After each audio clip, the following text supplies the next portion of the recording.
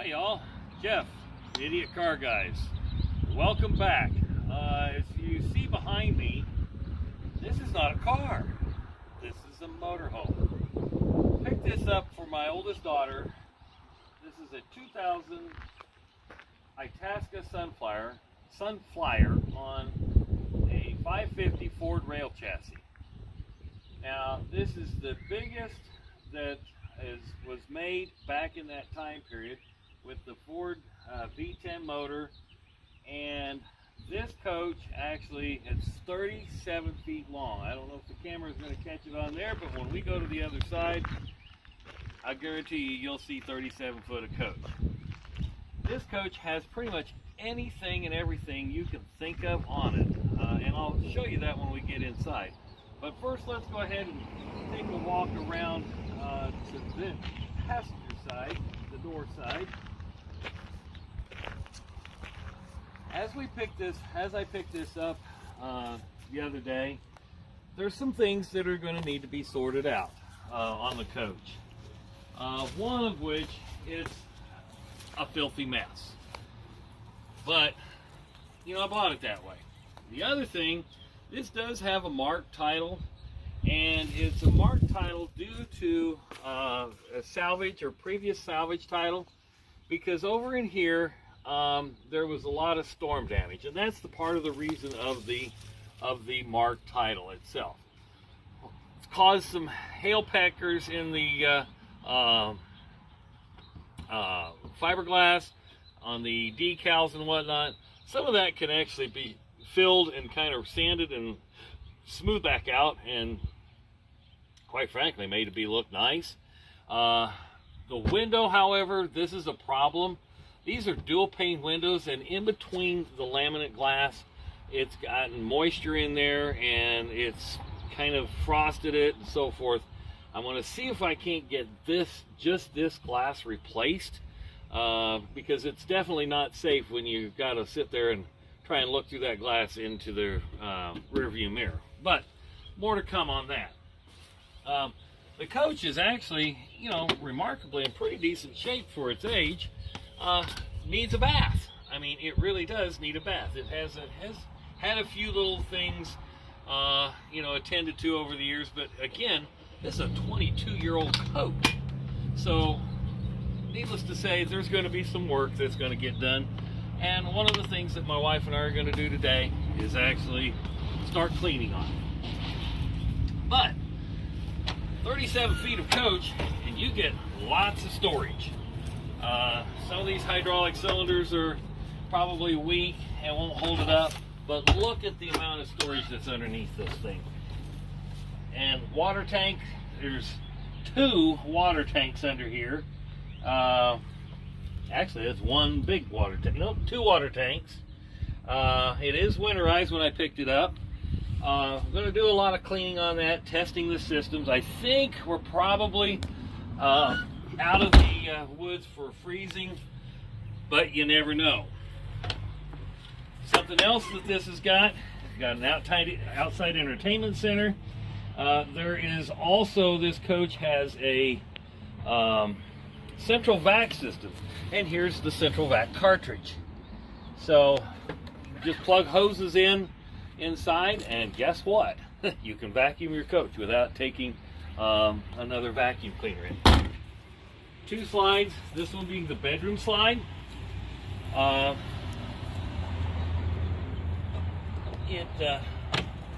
Which means the queen bed is actually sliding out. Pretty generous sized propane tank. One thing on this coach also, it has, notice it's got a vent over here on this side. This has a central AC heat pump. There's no rough airs up on top. This thing's got a central air unit. And quite frankly, this thing is very, very efficient. Had it running yesterday afternoon, and it really started to cool down the inside of the coach. Something else on this coach, got a backup camera. You know, that's pretty standard for large RVs today, but it actually worked. You can see the camera up there, and it's so that you today, but RVs were doing it way back in 2000 and before.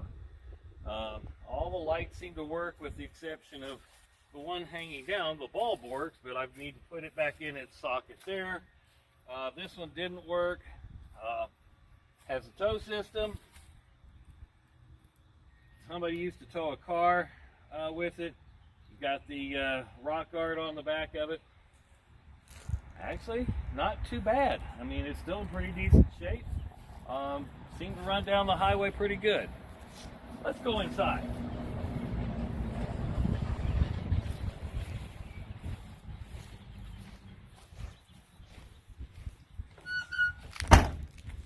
As we go inside,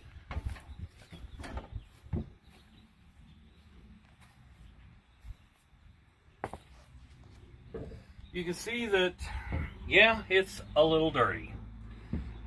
Started cleaning on it a little bit last night, but we're really going to tackle it today and get this ready for my daughter to take on her journeys next month.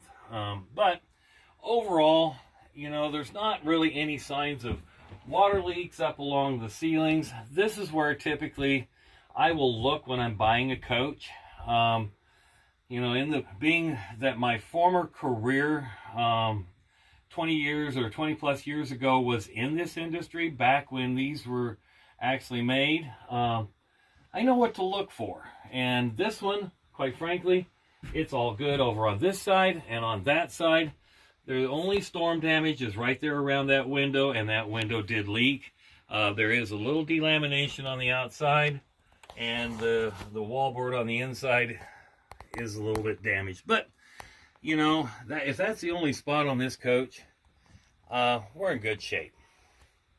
So back in the day when this coach was made, you know, it had a TV up in the center. It was, you know, a tube type TV. Of course, now it's been adapted to, you know, take a flat screen TV.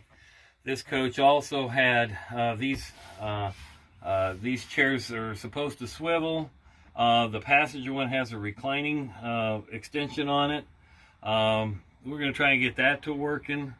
Has leveling jacks. You know, mentioned it has the rear camera. Well, the monitor is right there on the dash. All the lights work. I haven't tested the fans, but pretty much everything on this thing is actually working. So there are some things that you know, I'm going to sort through, but you know, it's going to take a little time to go through it.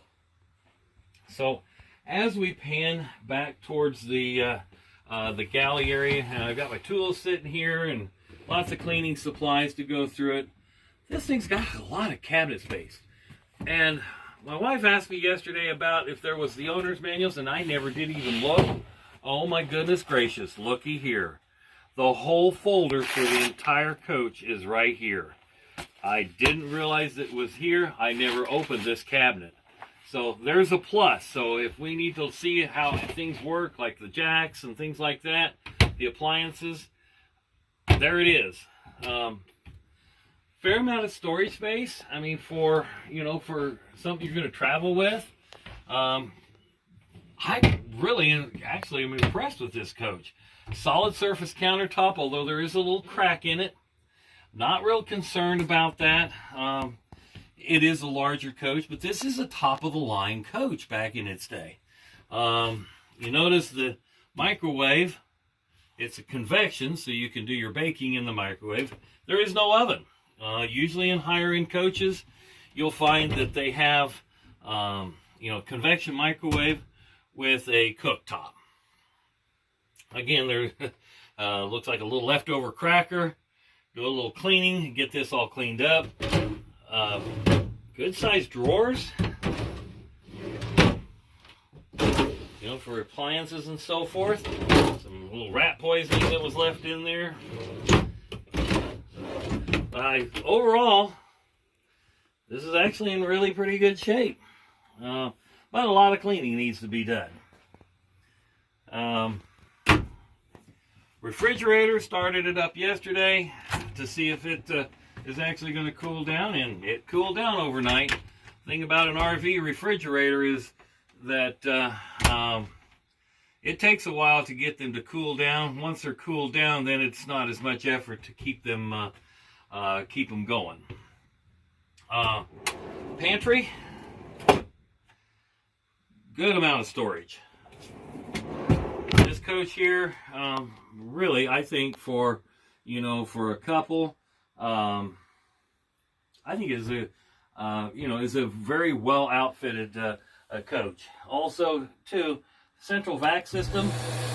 There's the where you plug the hose into, and this coach has breakers for all your 12-volt system, cold air return for the furnace, the gas part of the furnace. It's equipped. Some plumbing back in behind there, and I'll tell you what that plumbing is for. And this is the surprise for a 2000 model coach, gas coach. Looky there, Splendide 2000 washer dryer combo built into this coach. Not very often you're going to find that in in a kind of an entry-level branded coach. This is not the Vectras, not the Safaris, not the Monacos. This coach is actually probably the higher end of the Itasca line back then. Next thing to note, as we move back towards the bed area, there's a, what do I want to call this? Probably your information center. You have your water pump, your water heater controls, the generator. This also has solar. It has a solar charging system. And so right now the light is on and it's solar. It's charging the house batteries, your gray and black and gas level monitor. And then right below this is the thermostat control for the central heat and air unit. And that central heat and air unit is also a heat pump. So when you're plugged into an RV campground, when you get to the, until you get down to 20 below or 20 above zero, you can be running electric heat versus using your propane. It's a very big cost savings because when you're in an RV park, it's per day unless you're on a full-time metered lot. So that's a good feature to have. Now I'm plugged in right now to a 20 amp source, so it's going to be a little tough for me to kick that on. But when we get to cleaning on this, I'll fire up the generator, and we'll have the vacuums going, and we'll actually have the air conditioning going. Next, the bathroom. It's a bathroom for an RV. It's small, but fair amount. The shower is a fair size. I mean, you're not going to be spending a lot of time in a shower like you would at at your house, but it does have the glass shower door. It's got the skylight over the shower, so if you're a little taller, it actually gives you a little extra headroom. It even has a little holder there, for your shampoo and whatnot, right there above the faucet, so it holds it in. I'm going to go through a full systems check here after a bit, and hopefully I think we're out of the freeze zone, so that the water lines, I could de-winterize it and really go through it and check it all out. But it's a fair amount. It's a decent sized bathroom for the coach. And then to the bedroom. The bedroom with the bed slide. This is an RV queen, so it's going to be a little shorter than your typical queen size bed, but in good shape. Bedroom slide gives you extra room. Have your own radio. Down on this side, you got a couple of drawers for the little nightstand, and then it looks like there is a drawer over there as well. Built back here, we've got, and it's a little tight to have a camera person come back here, but guess what? Here's all the attachments for the central vac system. So we're going to test drive that, and it looks like this hose is enough to go throughout the whole RV and give it a try. There's part of the hoses, and I thought I found the other. Yep, here's some attachments that go along with it as well. So there it is. There's all the stuff that goes with that central vac system. So you have, this is a hamper. You got some extra storage closets there, and then you have a nice big closet with the extra chairs. And I don't even know what's in that box down there, so we got to dig through that, take a look at it. But good closet space. Overall, you know, it's actually in pretty darn good shape. Got a fair amount of room. I mean, it's just in, you know, it's been used, but it hasn't been abused. Back here in this corner has another cubby for storage, and then the main breaker panel for the entire coach is right there, along with the inverter to take care of the 12 volt, and then you have the TV, and then the cabinet's right there, and then there's some storage underneath the bed with, heck, I don't know what that is, but I'll have to figure it out. Okay, and then, oh my goodness, we got a little computer desk, or, oh, well, no, this is the bedroom. It wouldn't be a computer desk. Folks, we got a little makeup table here, and she can store her makeup right there if she's using that. And probably one of those chairs would fit there after the slide is out, but I wouldn't put it there with the slide in. And then, of course, you got plenty of drawer storage, kind of like a built-in dresser underneath here. Oh my goodness, here's a TV mount box. There's a box to the TV mount up front. I'd say, you know, this coach is in pretty good shape. In fact, I haven't even looked inside these cabinets to see if there's anything in here. Oh, there's a couple little mice turds. I better get those taken care of. Let's see what's over here. Yep, nothing but a few little mice turds. And then that drawer there has nothing in it as well. So, another nice feature in this coach too is the bedroom door is actually a sliding door. Really walls this off for privacy, and then, you know, you're separated. If, you know, if he wants to take a nap while she's out there cooking, you can actually wall yourself off in here. Keep in mind, remember, this is central air, so you don't have this roof air hanging over your bed. It's going to be quiet. Now the air unit's down here, and the generator is underneath the body over here, so you would have a little generator noise in the bedroom, but after running it, it seems to be, I mean, it's still, you can hear it, but it's not bad. So, switches for the lights are on the wall. Let's go ahead and fire the generator up.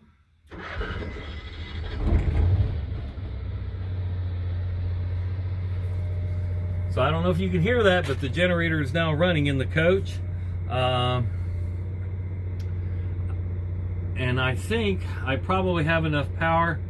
Let's see, I'm still on shore power, so I'll have to go unplug the shore power in order to turn the air on, but we'll do that here in a minute. We're going to finish up with looking through the living and the dining area in the coach, and then we'll pause the video for a second, and then I'll go around and unplug the power cords and engage the shore power, or engage the air conditioning unit. The only other thing here in the dining area, we saw the extra 2 chairs in the bottom of the closet back there. They go with the dinette table. And there's something about this table, and I saw it when I was looking at the coach. I think it comes out and extends, and there's a piece that comes up, but I was looking yesterday and I couldn't figure it out, so that's something I'm going to work on today. Also, this is actually a true hide-a-bed. So underneath the cushions, you actually have the residential style hide-a-bed. And apparently, there's still sheets on it. So apparently the previous owner forgot to take those off or didn't really care. Fair amount of storage above. You usually don't see cabinets like this above the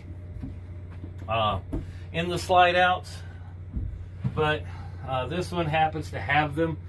Most coaches, you know, for the headspace, they don't put these there, but this coach has got a lot of storage. So that's one thing that has impressed me. So the amount of weight that this thing must be able to take it's got to be huge. The other thing throughout the entire coach are these day-night shades. In the industry, we call those the day-night shades. The bottom section is light, the top section is dark, so that it's private. They're everywhere.